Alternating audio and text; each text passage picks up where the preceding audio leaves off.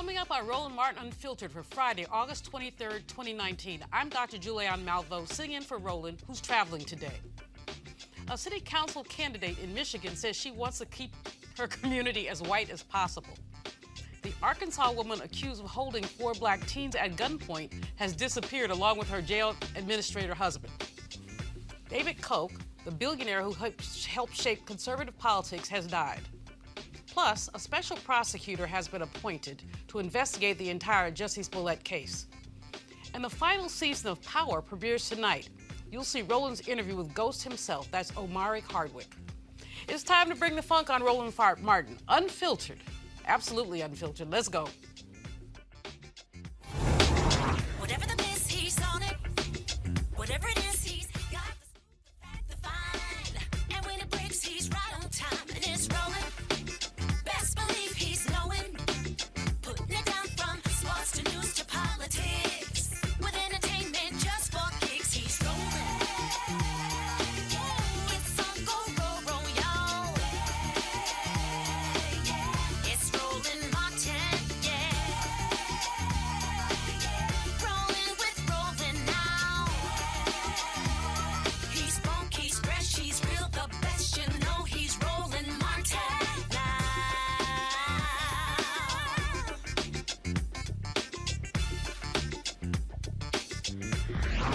Martin. Jean Kramer, a candidate for city council in Michigan, shocked a public forum when she said she wants to keep Marysville a white community as much as possible.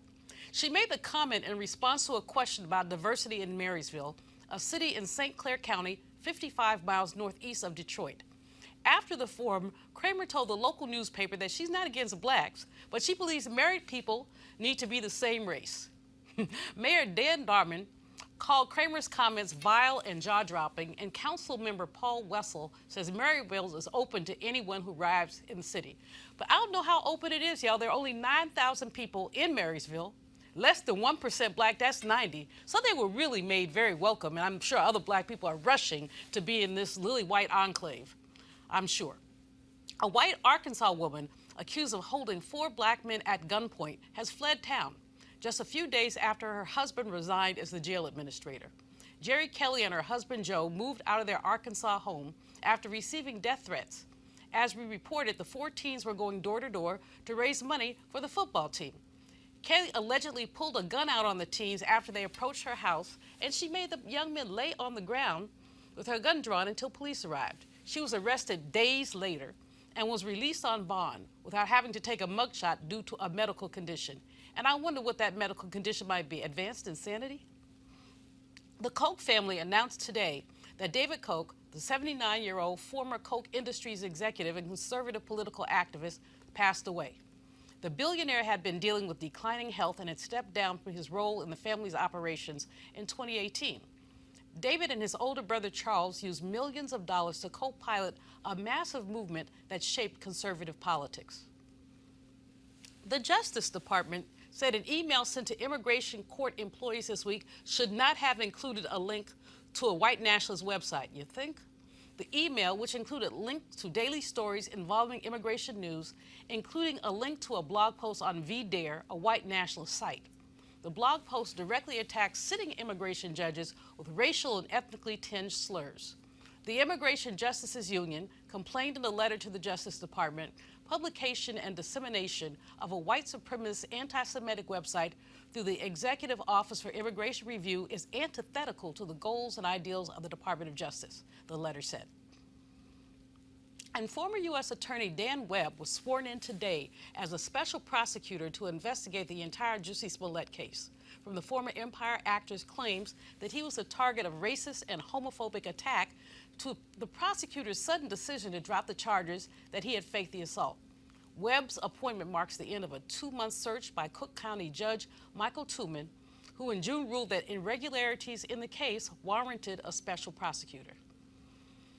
Okay, y'all, the wait is finally over. Tonight at 8, the final season premiere of Power. Last month, Roland sat down with Omari Hardwick, who plays Ghost in the series. Here's the interview, and it's a good one, y'all. Omari Hardwick. What's up, Fred? What's up, Fratos? Good seeing you, baby. Look how we Good hiding. seeing you. Good Yes, to see indeed. you. Always yes, good to see you, indeed. bro. Last season of Power, man. So it's funny. The first time I sat down and talked to Roland, good people. The last time I talked to Roland, we were talking about, as it pertained to Power, we were coming out of the jail season, going into season 5. Mm-hmm. And it's ironic because at this point, that season's sort of become, I can't say the epicenter of the journey or the storyline, but the story takes place in 8 months when you think about it. It's 6.5 years now, 6.5 seasons, but it really, the genesis of it is, you know, from whenever you first were introduced to this sociopath spectrum of a genius who also was a dreamer, and that being Ghost, and his brother and Tommy, played by Joseph Shakur. The first time you had a sight of these guys and the start of Truth as a nightclub, we're now only about 7 months from that point. Wow. So that's been the most interesting thing is if the jail season, Roland and I sat down and talked about, is the epicenter, or sort of crux of where we go from there, anything could have happened. Well, we saw what the anything was. Mm-hmm. It was this Klay Thompson to Steph Curry taking a shot, that being Tommy, you know, I'm making that analogous to Tommy and Ghost, and taking a shot at his best friend and brother in Ghost and trying to kill him. And obviously Angela, that character, taking the bullet. And so we now don't know what's happened with her. So season 6, man, I guess when you play out the 8 months that we're speaking about, you needed a lot of time to play out that final season. So we're giving y'all 15 episodes so that we have a little bit more time, a little bit more, I don't know, I guess some dirt on the plate so that you can dig your fingers through a little bit better than just giving you a 10-part season or whatever. Because it's crazy. Season 6 is crazy. If you look at your career and you talk about all the things you did before Power, Man. there are roles that come along that become career defining, even though there are things you could be doing in the future. If I think about Kerry Washington, she will always be known as Olivia Pope. Always. Richard Roundtree, we were on the red carpet the other night. Chef. And he said, there was a long time when he said, It was bothering him. And he said, his daddy said, son, Embrace shut that. the hell up. Yeah. He said, it's a whole bunch of people who have been acting, ain't never been known for nothing. I never And thought he about said, that. and he had to stop himself, and he like, man, look, I've done other stuff. It was like, dude. So how does what it feel is it for about? you No. where you look at where you are in your career, the reality that forever, Ever. Forever, easily forever. you have, people have locked Death. in with you After death. in Ghost. Yeah. It's just, I mean, it's just, that's what it is. I think that it is a compliment, and I understand Shaft's father, Richard Roundtree, was a dear friend and a mentor of mine. Obviously, we worked together on Being Mary Jane, and special cat. Reminds me of my father, has always looked like my father. So I was part of that legion of folks, right? So it's an interesting moment for me to be able to answer that question, because, and you asking me that as Roland Martin, who has iconically become a brand in and of yourself, and itself, is if our names are able to be made as an it versus the person. It's interesting for you to ask me that, because I thought about it, I'm like, I guess I'm a part of that group. I know I'm a part of the mob that made him Shaft. But then when I was working with him, I made him Richard. And so I guess maybe the better way for me to answer is the amalgamation of the two is what excites me, meaning I can forever be defined as that guy as long as you're open to all the other things that Omari has to Precisely. offer. I'm good with it. And not hate it, because I think it did everything for me. I've met some people, man, who, man, that's in the past. I'm like, But Ghost God. is special though, so I get it. I get my big brother in Roland, and not the journalist, but the big brother in Roland who's known Omari for 15 years. I get, or maybe longer, I get you going, but it's special though. We never got to see a character that had all of those layers. They say 3, and that being Jamie, James, and Ghost, but it's really like duplicitous and multi-layered at the level of perhaps being stated that you played 20 different guys in this guy. You just said, psychotic and genius. I mean, he was like, I would imagine that Tommy is more of the psychopathic spectrum. I asked Courtney years ago, I said, we got to a point where in reading whatever she was presenting that year, Roland, I looked at it and I said, sociopath? And she looked at me in a way of like, interesting. Obviously, she knows Omari is a bright guy, so I can't play ghost if I wasn't bright, right, Roland? And you can't, you know, it's like a Roland or a Dr. King even getting together and go, oh, fits alpha. And people go, what is that, Roland? You go, he just fits alpha. He's literary. He's about words. We are. Scientists tend to be more geared toward Omega Psi Phi. Shout outs to Jesse Jackson and, you know, and Shaq, who likes that. You know, he likes those conversations with Shaq about oftentimes the science of something. Like, alphas are very literary. And Ghost was this poet, because Omari's a poet, who if you take me as a poet and put it in that which Courtney and Curtis created, in which stars moved one thing that they were gonna say yay to and brought in our thing, and we made the network. We made it, bro. So when Roland points to me, he's like, oh, yeah, the show made it. And yeah, the crew made it. And yes, the crew stayed even later than you, who were there till 18 to 20 hours. But if they get the wrong Ghost, that's a frat brother and a brother going, yeah, but if you ain't, that shows Michael Jordan, then there's not 5 rings. So it speaks to the fact, because of your point about that, it does equally speak to the fact that when she made me not feel bad about asking sociopath, Courtney added to it spectrum, almost to not make me go to a place where if I believed him to be a sociopath, which I think Denzel's character was a lot in the movie. That's the movie I was watching when learning that Whitney Houston passed away, Safe House. Denzel's character was a sociopath, and he spoke on great length about the process of playing a sociopath.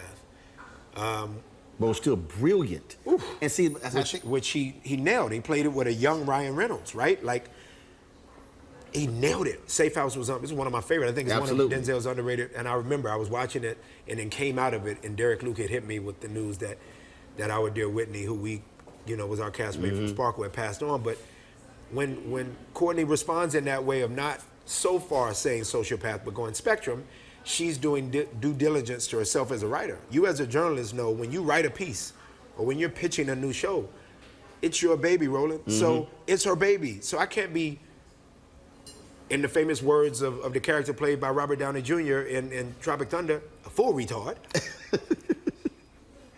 Not full. So her point is, you're not fully a sociopath. And we want to stop the show if you become fully any one thing.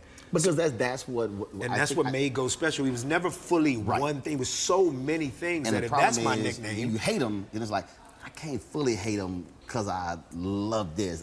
I can't fully love this because he's still not doing right. And you got a chance, and we talked about this also earlier. To me, I believe that the greatest thing that Courtney, Curtis, you, the whole cast, Joseph, all of them did. This show was a slow burn. Yeah, man. This show was, I used this example the other day. I said, and it was interesting, we were talking about it. I said, Empire was a skillet. Power was a crock pot. Because, and again, for people, and y'all need to understand, I mean, I love television, I study it. Break it down for them. Empire comes out, it's hot. It's like a skillet. You put, pow, you pop into the skillet, and it's a quick meal. What y'all did was, with a crock pot, it slowly is marinating. That's right. And marinating and it's building. Now, granted, 22 episodes and episodes of Power were different, but it's how, and it was just like the steady build, steady build. And that's why now people are like, what, the last one? Because it's just been a steady. It's not like you hit it, then you drop. But you know what's interesting about that is you made my answer that I'm okay with being called my shaft. Denzel was lucky in the sense that, take lucky out, Omari, right? Don't say lucky, because that would denote that Richard Roundtree's not lucky that he got shafted, and that's your whole point in asking it. So let me take that away. Denzel never had to contend with being called one character name. Right. Because he was able to do these characters that Denzel just happened to be bigger than the character. Not that he's bigger than Malcolm X, but he had done so much work even in Stephen Biko and Cry Freedom, even in shout outs to what Spike was able to do with him. Oh, Mo Better Blues. And Bleak Gilliam. And oh my goodness. He did so much work that we allowed him to be so many different things that in reality, if it's like watching a tennis match and your head is going back and forth, Roland, we had to contend with looking at Denzel's work left and right at the rapidity in which he was doing it. For Shaft, Richard played that character and it went, but everybody forgot. But when there you were think like about, 4 of when them. you think about, I know. That's the other key. It was about 4 of them. Yeah. But when you think about Ghost, and there's not 4 of them. Right. We know that this will be it. Honestly, Roland, you just gave me one of the greatest compliments ever because you're saying Denzel threw us 20 characters, mostly on film, outside of his time on St. Elsewhere. Yep. Mostly on film. Idris did it on Stringer Bell, right? Avon Barksdale played by Wood Harris. All of these dear friends of mine played these incredible roles. Idris Stringer Bell was gone pretty quick, right? Then Idris goes off to film and he does his thing.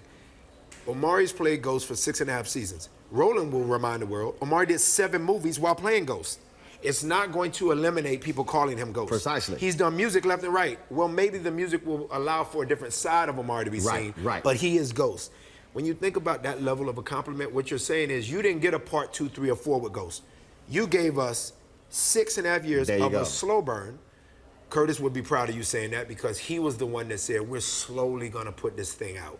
We don't want to just go, and it be done. And he knows a little something about business. And delivery is everything. So if you deliver a slow burn product, you're allowing for your fan base to be a part of the call sheet. The fan base is a cast member. They get to go, I'm slowly growing with this character. And I'm in it. So by the time you think about Omari and his completion on that run, or if I left everything on the court in basketball terms, since we're right here, during the NBA playoffs, or at its end now, at the end of the day, Roland, I left so much on the court, but what they, as you said, crock-potted, non-scheme, but an actual Shakespeare with colors that look like Roland Martin, as Courtney, myself, and Curtis, and Naturi, and the Latin diaspora, which we cheat New York if we don't include that. Absolutely. And the Italian diaspora, which we cheat New York if we don't include that. And yet, you know me more than anybody, Roland, I played the guy to be colorless.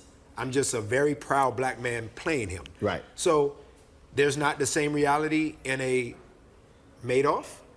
Madoff is a lot like Ghost. Sociopath, dreaming of all things, narcissistic at times. I'm sure he was lovely at times as a father to his kids, and at times not. So when you think about it, some of our greatest figurines that we study historically have been people that really need to be put in the corner and put on timeout because they're crazy in a negative way. But then we root for them. So, we just never had a character on modern TV as brown people that looked like Omari playing 30,000 pounds of bigness. So if that comes with Ghost as the nickname I'll forever be tagged with, bro, that's all right. Especially if Omari is, as you know, equally as big as the character was big. That's not a bad nickname to be tagged. Not at all. I don't know what Jaleel White feels about Urkel, but Ghost is definitely not that. I'm not being called Urkel, which is relegated to that of comedy, even if the kid is sweet and he's the next door neighbor. That's sort of the balancer between the families on that show that he was a part of, Family Matters. But Ghost, man, he made families matter to be poetic. This dude brought families together on Sunday as a killer. And on the business side. On the business this side. Is the He taught so this is the thing I much. keep trying to explain to people. And again, let me take it further. I was watching Stars when Boss came on. Which was dope. Loved it. Which was dope. I worked in Chicago. And Kelsey Grammer is I knew dope. how to You know kill Kelsey, it. and 2 Kelsey seasons, is dope. I got both of them on DVD. But the reality is, this show, you throw in Survivor's Remorse, which Followed us at one point followed, too. Right. made the whole network. What people identify now with Stars. Yeah, I because of power. definitely have been told that, Omari, you went from the face of the show, obviously, to the face It's of a the network. entire network. Yes. Yeah. And that's huge. Which is huge. Let's talk about Black love. And I don't think people really understand it. Share your thoughts about when you are going through airports, shoe shine, going through a convenience store, going to a restaurant, security guards, parking lot attendants. when you get that black love. I mean, I know. It's a whole different thing. Bruh. It's hard to put in words, but for you, just how does it feel when you get it? It feels like, in the way that the facial expression, Roland, that you have and had at the onset of your question 15 seconds ago, but still have on your face a smile. That's the specified love that is the love that lifts you, that you drive away from in the car that picked you up at the airport that you're talking about, where you've signed, well, it's not autographs anymore, Selfies. where you've signed 150 pictures at the airport of destination, but at the airport that you started out, you did 150. And obviously in that is a whole bunch of people that aren't black, especially Absolutely. the way Absolutely. that my characters have been played, what Absolutely. I brought to them, and what the journey has been.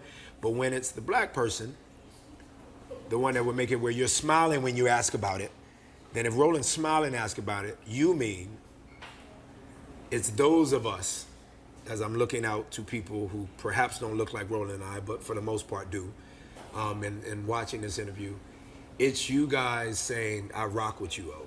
I really do. Or I rock with you, Ghost. After a while, you know, just the tonality of the phrase that precedes Ghost, I rock with you. That's right. Denotes that you rock with me pretty much on all the things that I do. Whether it's talking to Roland, whether it's working right here in Miami and Dade County and Broward, respectively, with the Omari Hardwick Blue Apple Poetry Network, working with kids. Whether it's the podcast that I now have, whether it's prior characters or characters, as Roland said, subsequently will follow Ghost. When you rock with me, different kind of love. And man, And so I've ironically learned that the love includes those that don't necessarily rock with you. So that's what I want to answer to. I've gotten to a place, Roland, where maybe the Christian in me has been able to corroborate, because I'm such a street kid, but I'm very Christian and I'm educated, which is why Ghost was what he was. I have equally learned that black love, first and foremost, is most exemplified when the black person who's giving me the love loves themselves.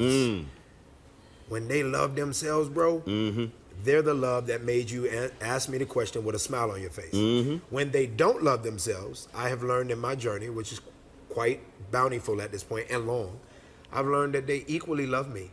They just haven't given themselves permission to love themselves. And so it comes out in these forms we call hate, or we call, you know, minimizing one and making one only relegated to one character or what have you. But I think it's just because they haven't figured out, I know it's just because they haven't figured out, I don't think, I know it, that they haven't figured out how to love themselves. So equally I've learned to embrace when the love is not necessarily love from my own people. Like, they just aren't at a place where understanding that thing, as you said, people just don't get it. I equally make it all joy on them. Like, even if you're hating on me, it's like one day you'll get it. Like, those of us that are in Omari's position or in Roland's position who really love us as a people, you can't help but to one day figure it out in a way of, it's hard to not love them because they love us. There you go.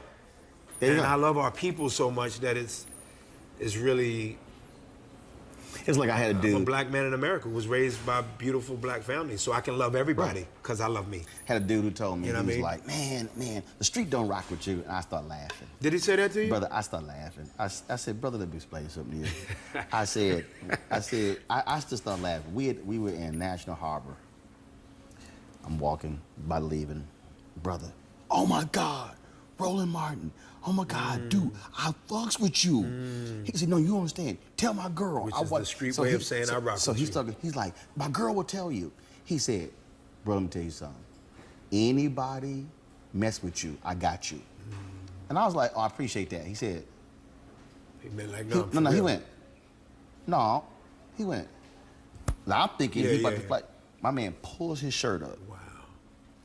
The middle of his chest, you see all the scar tissue. His chest had been cracked open. He had been shot. He had been on the operating table. He went, no. Wow. Anybody fucks with you. Wow. I got, and point to, I got you. And I was like, Got it. got it. And I tell people that. Yeah, that's a great story. Because I've had prisoners. That's a great story. I've had prisoners say, dude, I watched your show. You got me through prison. Yeah. And so, But you know so what, we though, talk Roland? about that. But you know what, though? For any leader of any religion, and you and I know we both are, and it's ironic because that book to your left says religious. Does it not, Roland? It says religious. Yes, it does. It also says restless next to it. Restless ambition. Restless ambition. So the reality is, anybody who is of power has restless ambition. It never stops. And it's not about you sitting down and talking to somebody who doesn't contain or possess or uphold your religious beliefs. It's about someone knowing there is a higher power over them. That's right. The reality is all of those different embodiments of leaders in all respective religions, traditional religions, they all rock with sometimes killers. And the lowest common denominator of the brown or the ethnic world that they come from or the minority existence that they walk around in, that doesn't denote killers. But they rock with either killers or the lowest common denominator who might go, nah, I got you for real, and I've been there. Doesn't mean that that brother's not now at the highest numerator reality. At one point, he was at a lower common denominator of brother, been shot, been to jail, what have you. Sometimes, bro, that's the greatest compliment in the world. Dude. Because they are the ones that are thoroughly able to sift you out as to how real you are. Quickly. It's like a kindergartner who can call out a teacher who substitutes for that one day. The kindergarten's only 5, but they can say, nah, I'm gonna run all over this teacher. So when they rock with you, which I often have realized is the greatest compliment to me, it's sometimes the lower common denominator of our people that fucks with the most. There you go. And what blew me away is that, which is why Ghost was so big. he wasn't the first prisoner. I've had it's true. multiple cats. Of course. I've had dude came to me. He said, "Roland, my limo driver who started his own company. He said spent 20 years in prison. He said, bruh, he said the prison decided to take TV1 off. He said they led a prison revolt because they said, no, we got to watch Roland's show in the morning. Yeah. And so what It's medicine. We don't do these things for. I never played Ghost for. I never did that, Roland. I never was able to do that. That's maybe why he's so. It's the first time I've said it on an interview. I've said it to friends. I might have said it to my security guard on the way over here. I said it. I did say to him, but I'm an activist. So you can't put T.I., who one time worked in the trap house, but he's an activist. His nature was an activist. His nurture made it where he had to work in the trap. But his nature is that of an activist, So you can't put his activism in music and not have it activate something. Right. You can't make an activist who's a poet play Ghost, but a trained actor, who's trained by the street as well. The amalgamation makes the frenzy of Sunday night where you might love Tommy, you might love Leela, Angela, you might love Notorious Tasha, but the people that rocked out with Ghost, they were seeing something that you and I both share in common, which is I was activating conversation by playing Ghost. It wasn't for me to play a character to jack off to and show my kids for the remainder of my life on earth with them. Nah, it was for people to go, yo, that's a conversation piece. Check in with myself when I brush my teeth in the morning. Where do I stand based on the work that O did with Ghost? It was an outreach. Ghost was, I paid bills with it. And I made it where Curtis and Courtney are able to not only have me say that I changed their lives, I mean that I say to them that they changed my life. Equally, I perhaps aided their life, even though they were bigger than I was. She wasn't, but obviously Curtis was. But equally, man, at the end of the day, I did it for people that look like us. And we got a lot of us that are in jail. So if you can relate to Ghost, I don't know, 5 minutes away from being incarcerated, which he's always 5 minutes away from incarceration, then you're sitting in jail one day mad that TV1 is off because Roland can't be watched, and you're equally mad when the Sunday night in the jail doesn't show Power because you now have a relatable reality. You can have conversation without having conversation with Omari. I'm not even there, but if my character is on TV in your cell, I'm kind of there. There you go. Which is fucking powerful, bro. That's powerful. That's a gift from God. So they're giving me the rap signal, so I'm gonna ask you this question. I'm gonna play off of what you just said over here. Restless Ambition, that book that's sitting right crazy, there, which bro. I never even seen the book before. That's crazy. How do you, for the person sitting out there, how do you explain to them to be happy and content where you are, but still have restful ambition? You gotta get that show going, bro. get that show going. I'm working on it. Roland, I mean that. Brother, on the Shield, bro. I'm trying to make it happen. Okay, all right, on the Shield, for real. I'm trying to make it happen. All right. It's a show that's gonna come to y'all that's created by Roland, and y'all gonna see what I meant when I just gave that little. So, because it's such a great question, is what I'm getting at. It's really a great question. Because we do teach that it's important to find contentment and to find satisfaction. But we know that we come from a people that have a poverty mentality. And what that means for all of you young kids listening is getting on first base and marrying the local girl or local boy that you were raised with and having a safe job and going to college and at least getting those are safety realities that we are not only born into, but it's put on us every day. You're not necessarily promoted as a brown youth to dream, to be of ambition. You are only promoted to get on first base, and if it's analogous to baseball, stay there. Don't try to steal second base, and for damn sure, don't even think about third base. Stay on first base. And we forget even trying to own a stadium. You can't own a stadium at all. So I think for me, Roland, I found out very early in the career that it was that of a slave mentality and earned earnestly, meaning that, it's a part of our makeup. So I don't say it in a negative connotation. It is what it is. We were raised in this for 400 some years in this country. We were raised in the reality that that which is minimal is us. That which is maximum doesn't look like us. So I think I came in very early realizing that from Sammy Davis Jr. to what I could be one day, Sidney Poitier in the middle and Bill Russell in the middle while making $3 per basketball game, 11 rings, coach one of those years, and would march with Martin and Malcolm after those games. And the hip-hop greats who curated hip-hop that the young kids who do hip-hop now are benefiting from. Everybody from that spectrum, they were allowed to entertain in front of the camera. I think really early on, man, maybe the alpha in me, Roland, understood that if I relegate myself to simply that, then that is being someone, and it does denote slavery mentality a bit, who is content and happy with the world, not just saying ghost when I walk by, but maybe screaming a couple other characters that they might connect with, Shabu from Next Day Air, Free from Gridiron Gang, all the shit where I'm a bad guy, because being bad connects to people. We all have the reality of good angel, bad angel. And it's fun to be bad. It's harder to be good or to maintain being good.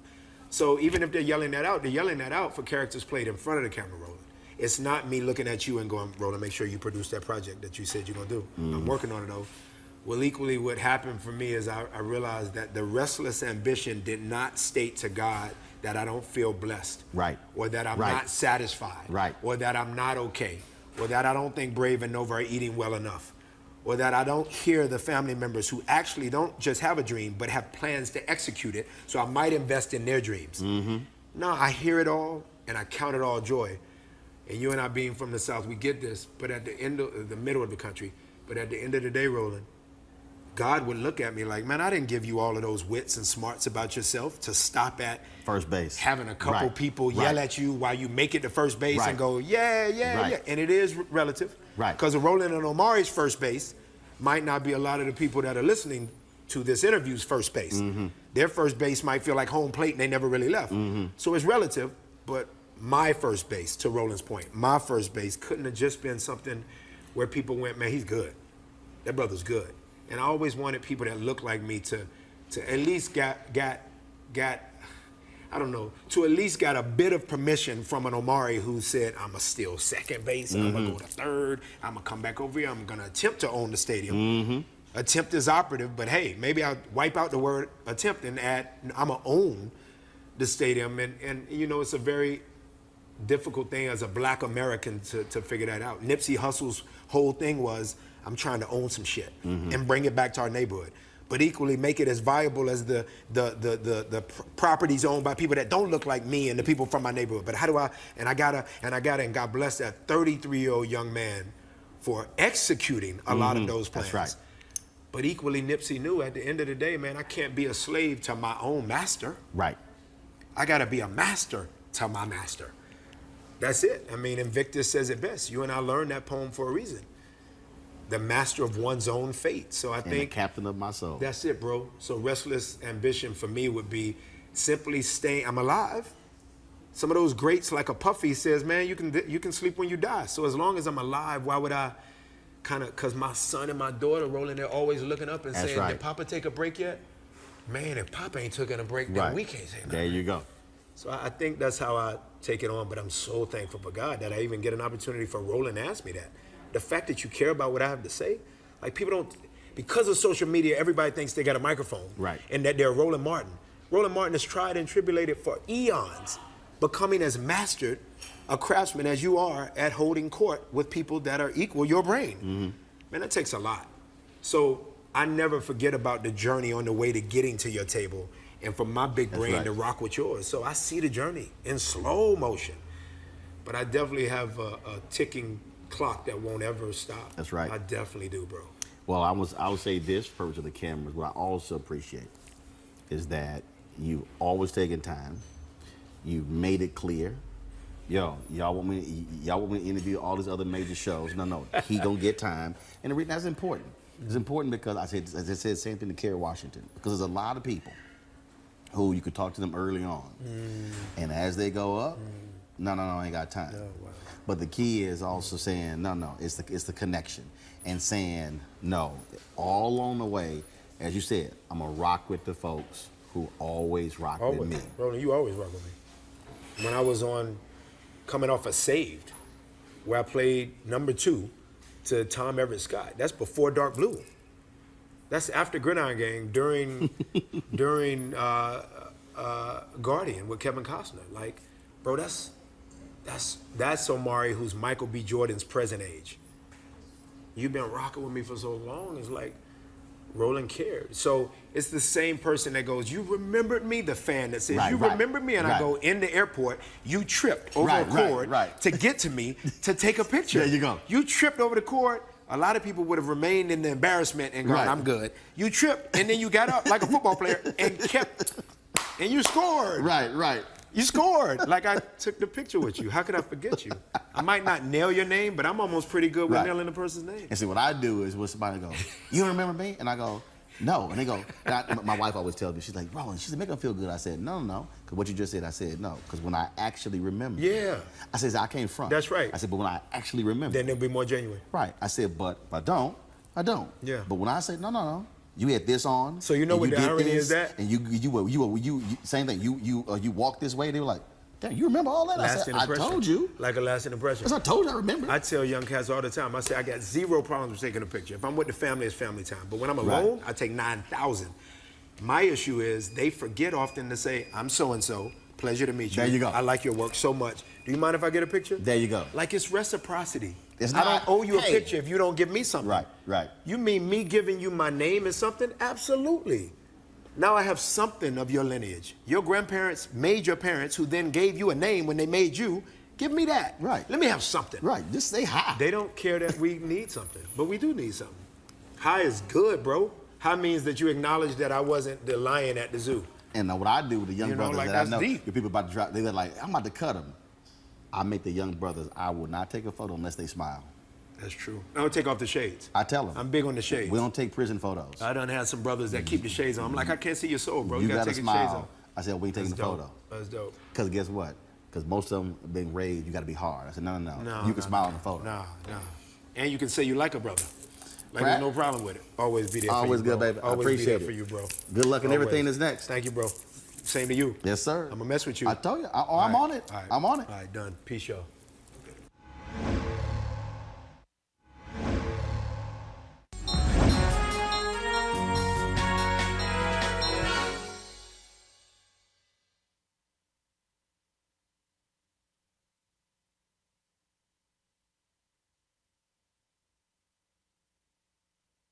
And me growing up in Cleveland, Ohio, I remember when Emmett and I were growing up, you would take us to different events that we really didn't want to go to. I remember going to see Dr. Martin Luther King Jr. I remember seeing John F. Kennedy when he was running for president. You always thought of ways to involve us so we understood that the community was really our family and we had to be involved in the community to have progress. Well, I think it was very important for you to see the action, to see what adults were doing to work toward things that would be better. I learned about the issues as I became involved in the community. You and Emmett were in elementary school, and I became PTA president. I wanted you and Emmett to get the best that you could in regard to education, in terms of growing up, and be able to choose whatever field you like to go into. And if I recall, you started protesting and there were rallies, but you also decided to go back to school. I decided that I wanted to go back and get my bachelor's degree. Then I heard about a fellowship that was being offered to change agents at Case Western Reserve University, and I applied for that. And you became a professor at Cuyahoga Community College, that's correct, right? But that was in early childhood development. And you actually ran the early childhood department. Oh yeah, I was head. One of your experiences was working for the first African-American mayor in the city of Cleveland, Carl Stokes. That makes me think of working with the ministers and the Council of Churches. When Martin Luther King came to Cleveland to encourage people to vote for Carl Stokes, and his talking about the importance of not only voting, but for what he always said about the character of his children. I remember sitting around the kitchen table and talking about how you can work within your community to strengthen your community, and I got really a profound respect for public service. Well, I'm glad we can sit down and talk. I am very proud of what you and Emmett have done, have taken your own paths, and love him. Love you too. Wasn't that a great interview with Lee Saunders and his mom? That concludes today's edition of Roland Martin Unfiltered. I hope you enjoyed the show. Be sure to tune in Monday. Roland will be back. He's going to have new, fascinating stories, great panels, a whole bit.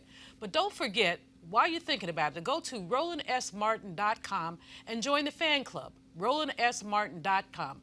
Roland's created this thing out of whole cloth, and he needs your support. So check it out, join the fan club. Here's the latest list. We'll see you again next week.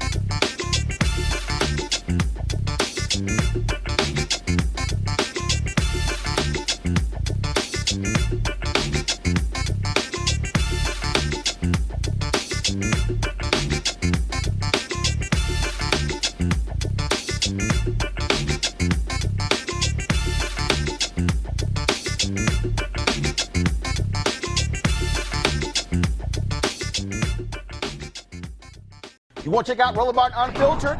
YouTube.com/Roland S. Martin. And subscribe to our YouTube channel. There's only one daily digital show out here that keeps it black and keep it real. It's Roland Martin Unfiltered. See that name right there?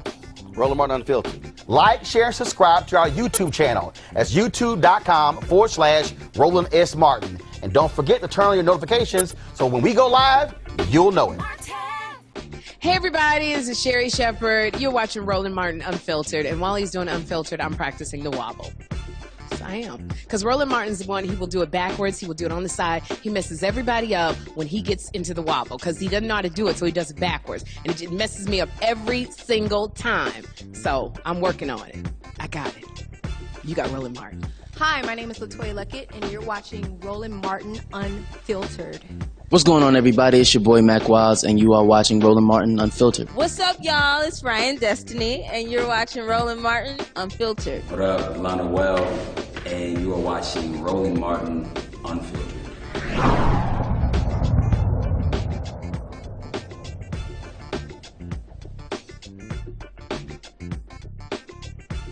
You want to support Roland Martin Unfiltered? Be sure to join our Bring the Funk fan club. Every dollar that you give to us supports our daily digital show. There's only one daily digital show out here that keeps it black and keep it real as Roland Martin Unfiltered. Support the Roland Martin Unfiltered daily digital show by going to RolandMartinUnfiltered.com. Our goal is to get 20,000 of our fans contributing $50 each for the whole year. You can make this possible. RolandMartinUnfiltered.com. Hey fam, want to check out Roland Martin Unfiltered, the blackest show on all of digital, cable, and broadcast. Check out our audio podcast. There's only one daily digital show out here that keeps it black and keep it real as Roland Martin Unfiltered. Press play. Martin.